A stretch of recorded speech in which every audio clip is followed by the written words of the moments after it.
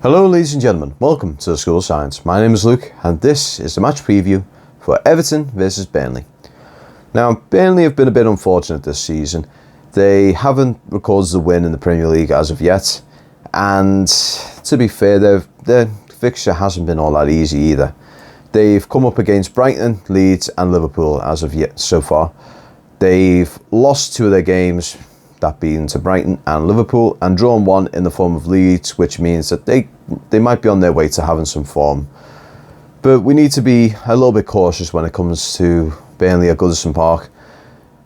Granted, they haven't got a great track record at Goodison Park, but Sean Dyche being their manager, he's a massive Evertonian, and I think he wants to respect Everton by giving them the best game possible. So coming into this, we're going to need to be careful against the likes of Chris Wood, Tarkowski and McNeil. McNeil is one who does like to score some little crackers against us, and Chris Wood, I think in the last game we played against him, we lost 2-1 and he scored both of the goals. So these three players we really do need to be quite cautious around, just because they like to play them around the back line, so they will have them try and play across and they will try and beat the back line to that ball. Now granted, Burnley are not an amazingly fast team. They don't have pace, but what they do have is they're very smart about how they play the ball. They try and go for set pieces, if anything, if they want to get their goal scoring opportunities. And just their general play format is something that's designed to try and dismantle a back line. So if our defenders are not in sync with one another, they might be able to get a goal or two out of us from this. Now, in regards to Everton at the moment, we're actually sitting in a rather decent position. We are currently unbeaten in the league, sitting on 2 wins and a draw. The majority of our squad is fully fit. Now, the only caveat about this is more the fact that certain positions they're compromised in a sense, just because any injuries might screw us up. These being our left back and our right back. Now, left back, it's just the fact that the only founding left back that we have is Luca Dean. The likes of Niels and Cuckoo and some of the others have went out on loan, and what we would end up having to do is rely on a centre back playing in the left back position, likewise with the right back position, because we have got Coleman and John Joe Kenny. Now, the only issue at the moment is the fact that John Joe Kenny he hasn't fully been bled into the squad, well, the new squad as of yet, and he's not exactly a fan favourite at the moment. He's a good defender, don't get me wrong, he is good, but under the likes of Carlo Ancelotti and one or two of the other managers before him, he has not really been able to perform to his full potential. He hasn't been able to show off his full potential anyway. When he was loaned out to Schalke, he did show this potential. He was very good for Schalke. He was actually one of their best players. They actually wanted to sign him apparently, but unfortunately they just didn't have the funds at the time to get the signature. But fingers crossed, when he plays under Rafa Benitez, we might be able to see a whole new John Joe Kenny, just like how we saw the whole new Alex Iwobi. Now, in regards to a layout, this is the sort of thing where we would have an advantage if we were able to play a 4-1-3-2 sort of formation. So standard back four with the likes of Alan sitting at the defensive midfield position as the bruiser defensive midfielder, having Abdoulaye Doucouré or James Rodriguez playing as the number 10 role, with Andros Townsend on the right, or Iwobi, depending on who Rafa prefers at the time, and Demarai Gray. Now, Demarai Gray is a really good focal point for Everton at the moment, just because he has got the absolute blistering pace, and he's quite a unique winger. He's one that we haven't had in quite a while, who isn't afraid to cut inside, get into the box, and actually have a good shot at it. Most of our left wingers we've had in the past are the kinds that will go down the wing, they'll bring it towards the byline, and they'll cross it in for Calvert-Lewin or Richarlison to clean up. Demarai Gray is not that sort of winger, but he has got that in his belt as well. So, in regards to all this, I think we have got a brilliant chance to try and add another win under our belt. But we need to be careful then. These are the teams that we normally lose points against, so we cannot let our foot off the pedal with these guys.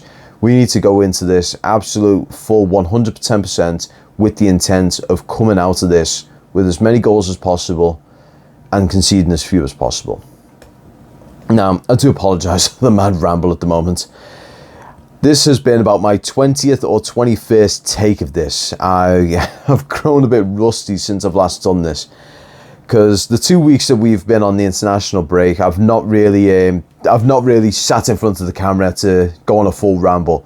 It's mainly been me sitting to my computer table with the microphone, talking over footage that I've got. So if this is a little bit all over the show, I do apologise on that front. But in any case, I'd like to thank you all very much for watching this today. See what I mean? Thank you very much for watching this today. If you like what you see, please hit that like button down below. It just shows me that you like what you see and you want to see more of it. Also, if you want to suggest anything to the channel, whether it be you want to suggest a new format of doing the videos, whether you want to see me behind the camera, right in front of the computer screen, or whether you want to see it in maybe a different room. Now, that's actually something I need to mention. I will be moving into the new property fairly soon. So what's going to happen is, before we move in, I will be actually bringing you through the property itself whilst it's still being done. And you're going to see where the office is. You're going to see where the studio is. So this is the thing.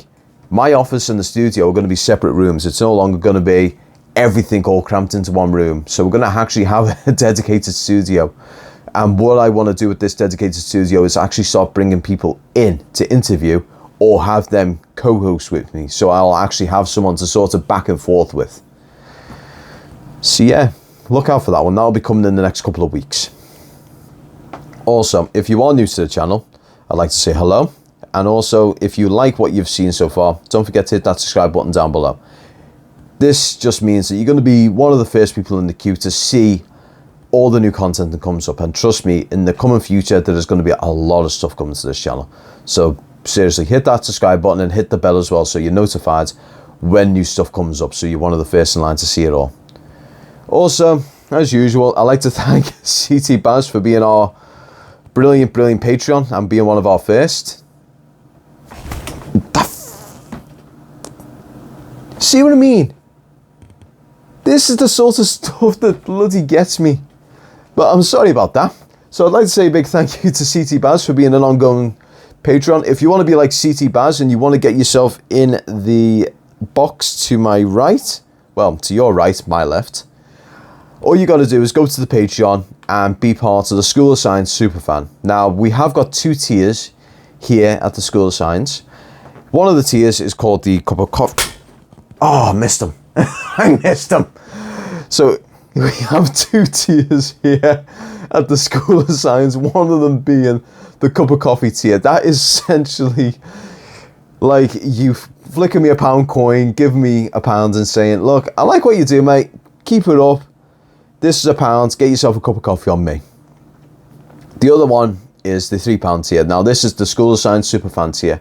So if you are part of that tier, you get exclusive content. Any interviews that are going to be coming in the near future, they will be on Patreon first, and then 24 hours later, they come onto the YouTube channel, so you get to see them first. And any live streams, they'll be Patreon orientated. So if you want to be able to put comments and actually have a little bit more of a say in the channel, you put them through the Patreon, and that's where they get the first priority. But in any case, I'm terribly sorry for the flies around here. I've left my window open and I seriously regret it with these lights. But thank you very much for watching. I will see you all in the next video. Peace.